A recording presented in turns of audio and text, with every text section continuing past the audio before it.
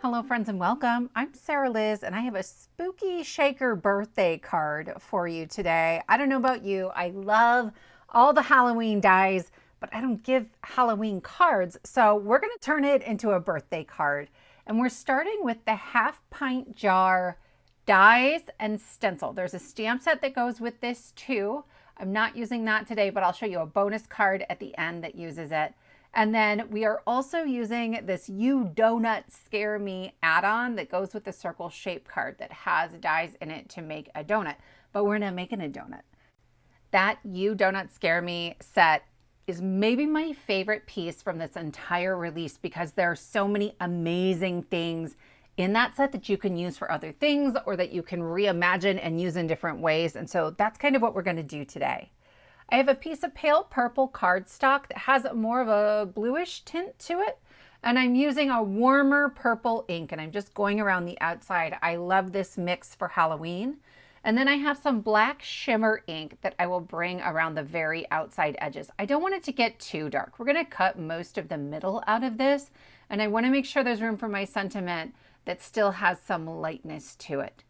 Then once I get done ink blending all the way around, we're going to add some splatters onto this. You can see that little bit of shine right at the edges. That's that shimmer ink.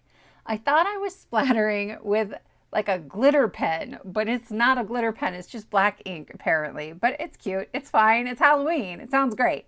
Next time though, I might look for some glitter. I'm going to set that aside to dry, and then we are going to just stencil and die cut the jar lid. I am looking for the etchings that show me that this is the front of the stencil. If you have it upside down, it will stencil just fine, but the die won't line up with it correctly. So I am ink blending like a medium blue ink onto medium blue cardstock, and then I will shift my stencil. I will say I would love to show you me lining it up, but I had to get my head right over the top of it because the ink is so close to the cardstock color. And so there's really not a lot to see. If you use the stamp with the stencil, super easy to line up. When you're using just the stencil, look at the far right where the lid meets the sort of fabric. That is the easiest place to line it up. This last piece of the stencil is really more of a highlight. I chose to skip that this time. And then I used the die. I dropped it slightly lower than you're supposed to, and it looks like the ink went all the way to the edge. I have a spider web from that Donut Scare Me stamp set, and then here's my jar that I've cut out, and I'm just trying to figure out where I think I might place things as I'm putting my card together because I need to cut out that piece in the middle. I'm going to use this one right here. The center of the jar is attached to a die that cuts out the jar to help you get it in the right spot for the stencil. So I am just going to tape that to my card base and I'll show you how I worked around that. I have a top folding black A2 card. It could be side folding. It doesn't really matter for this card. And I'm going to line up my top panel and then the jar frame. And then I'm going to glue this leftover piece onto the background of my card. That's the inside of my jar. It's going to be a shaker. Later on, I'm going to decide I want that to be gray instead of purple, but it's really important to do this step now before I go putting acetate on that front panel. So I have two pieces of acetate. They're ever so slightly smaller than A2. I'm using a really heavyweight acetate. It's actually shrink plastic, kind of like shrink eating film. This one's from Grafix. It's very, very sturdy as long as you're not trying to heat it up with a heat tool. So I'm going to add a little bit of glue to the back of my panel and I will lay that all over the back. It's going to make it a little bit sturdier, a little bit stronger. I push away from the center. So if the glue is going to ooze, it oozes away from my shaker window. Then I'm going to take my black jar, attach my lid or sort of the cloth and the lid, and then I will inlay that right over top of the acetate.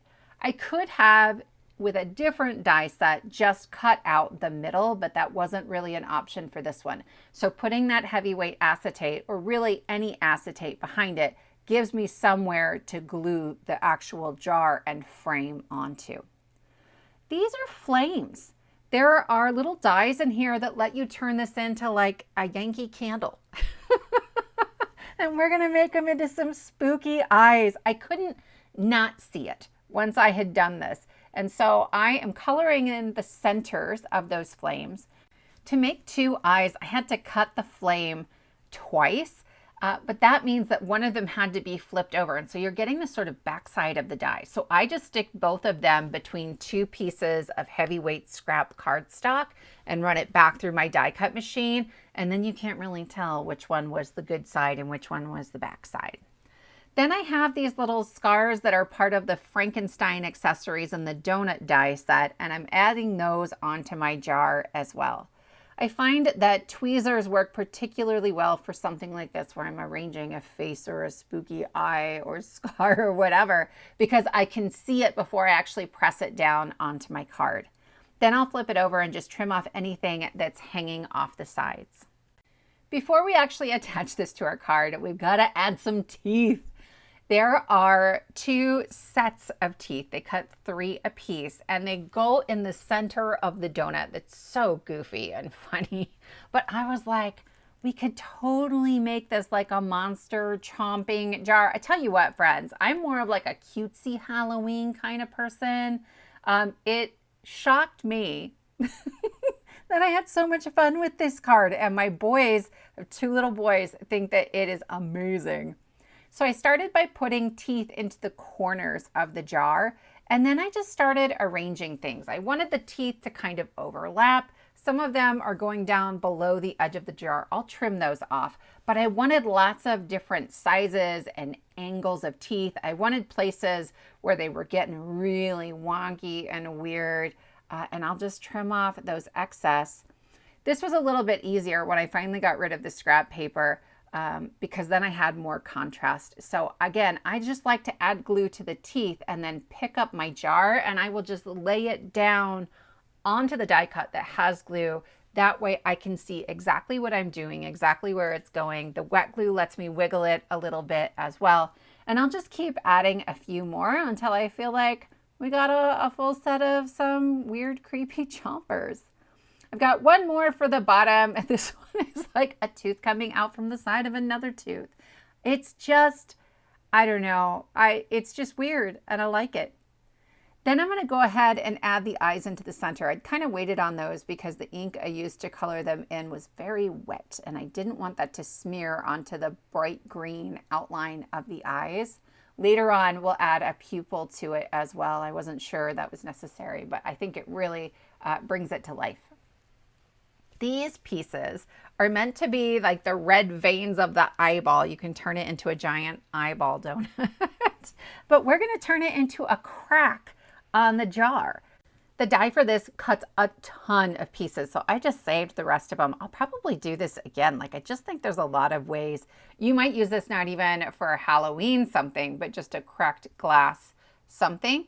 And I'm going to glue those on. I like to add my wet glue and then tap it off on the back of my hand or on some scrap paper just to make sure the glue isn't going to ooze out. It's a really fine die cut, but I don't want it peeling up. So I just get rid of the excess glue and then lay that right down onto my acetate. You can also just set the piece aside to let the glue start to set up a little bit before you place it on your acetate. That also works really well. Here, I'm adding glue all over the back of everything on that jar, right? My hand is not big enough for that. So we'll just bring in a little bit of scrap paper. For this one, you could use a silicone mat. There's lots of ways to do this, but if I'm feeling impatient, I'll do it this way instead of just waiting for glue to dry. Once I get that on there, I can start working on my sentiment. And here's the fun part. There are new Simply Sentimental Halloween stamps and dies.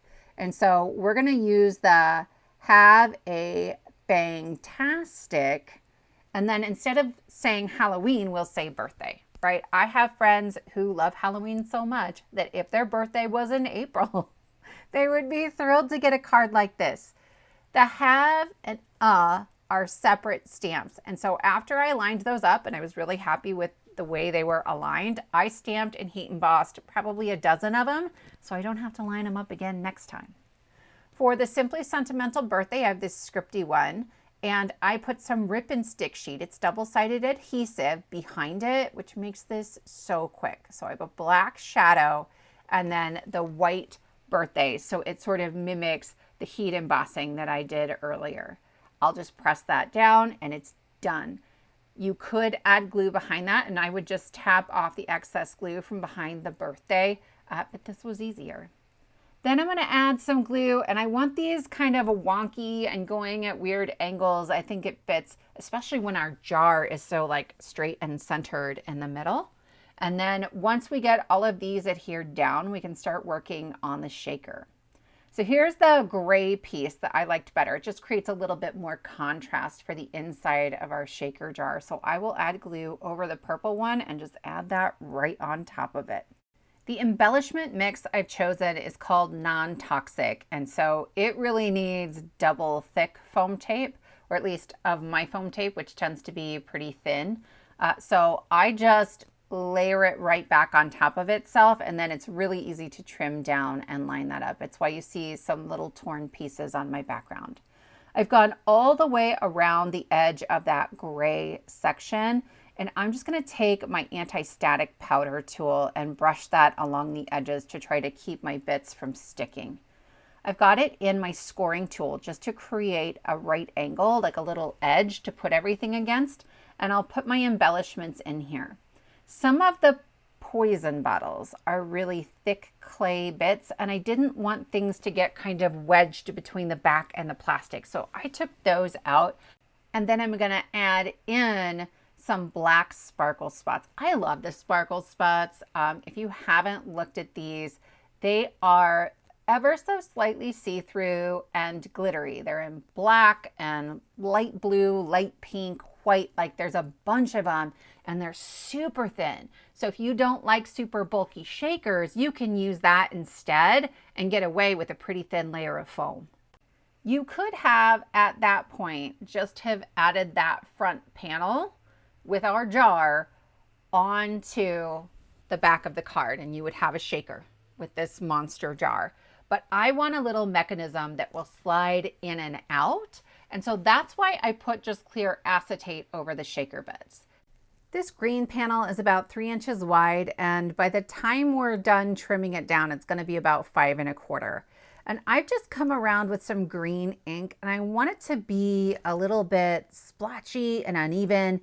Then I'll take my black shimmer ink over some of that as well, splatter it with some of our black ink, and that will tie it in with the rest of our card. Then while I wait for that to dry, I'm going to come back to work on the eyes. They just didn't feel spooky enough. So I penciled in pupils first because I wasn't risking just going for my silver gel pen and then it didn't work, right? And I'm just going really slowly and trying to make it so that they're equally wide. And I love the extra pop of shine that that adds on there. Once I'm done with that and my green panel has dried, I have 2 1/2-inch strips of black cardstock that I've layered up 3 times. I want to make sure there is room for that green piece to slide in and out fairly easily and that it's not going to get stuck or feel like it's not moving the way it's supposed to. So I am sticking the green panel just kind of sitting in the middle so I know where it is. And then I am smoothing out the glue on these pieces because they're laying on acetate and I don't want to smear that glue anywhere that might mean my green panel gets stuck.